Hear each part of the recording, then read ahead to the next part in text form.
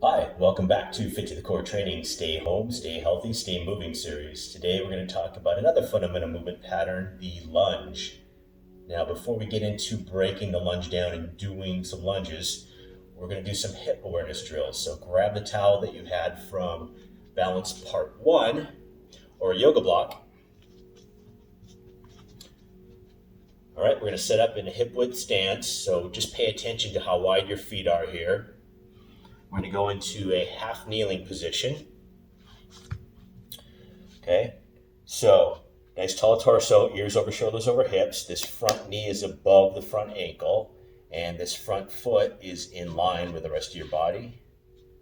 And from the side, the back foot is plantar flex, so you're on the laces of your back foot. This front knee is directly over the front ankle. All right, we're going to weight primarily the back hip here. So I'd like you to do is rock this front foot onto the heel, onto the toes, just to ensure that you're weighting this back hip. And then we're going to swim the hips around 10 times. If you need to hold on to something for balance, that's fine. And then 10 the other direction, and you're going to notice, most likely, there's more movement in the posterior lateral direction. Now, once you're done with this, we're going to find center with your hips. So I'd like you to get your hips level and squared up. And it's going to take some work, and you're going to really feel this thigh start to burn. We're going to hang out here for about 10 seconds. And then we'll switch sides. So same thing, hip width stance, knee over ankle, nice tall vertical torso. Let's rock just to ensure you're weighting this hip. Okay, and if you're so inclined, you can even lift that foot up gently. All right, if this is too challenging, move your foot up wider. If it's not challenging enough, bring that foot in line. But regardless of where you are, we're going to go and swim the hips around.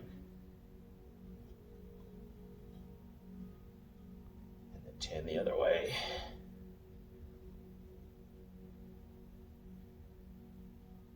And then find level and square. And let's hang out here for 10 seconds. Again, you're probably going to feel most of this right through here. Okay, good. Okay, so the next progression of movement in our lunges is the split squat. A split squat is essentially a squat from a split stance position. We're going to take our width that we set up with from the beginning, and we're going to step forward with one leg, making sure that all the components we talked about before are still in play. The hips are level and squared up. This front foot is directly below the front knee, and I have a nice vertical torso. I'm just going to dip down and up, or squat.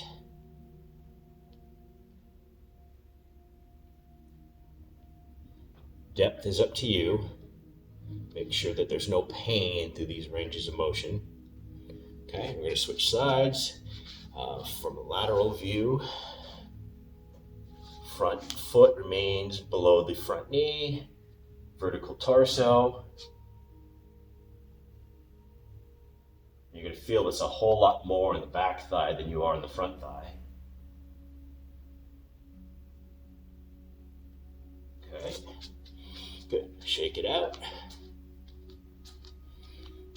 Now, if you're able to get into that position and do your split squats without pain, then we can talk about moving into your lunge. So the lunge proper then is we're starting from your start position here and just going into that split squat position and coming out of it.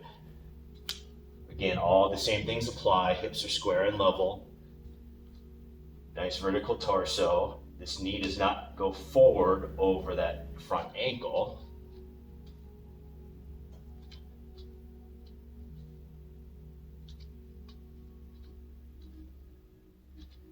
Now, if you're having trouble with not using your whole body getting in and out of that position, drill I like to use is pretend you're lunging or you're stepping over a log. So take that lunge position there, step up and over. And you'll notice a distinct prioritizing of loading and stabilizing in this other hip much sooner than you did prior to that when we were just coming through here. Now, if transitioning back from the front position back into standing, your start position is still a little too difficult, we can lessen the load on the body, on the system, by using a step or a stair. If you have stairs at home, you can use a stair. But we're just going to set up exactly the same way. Start feet hip width apart, hips level and squared up. And we're just going to do our lunge onto the step now, which gives us a little bit better advantage leverage-wise coming back. But all the same things apply. That knee does not move forward over that front ankle and vertical torso.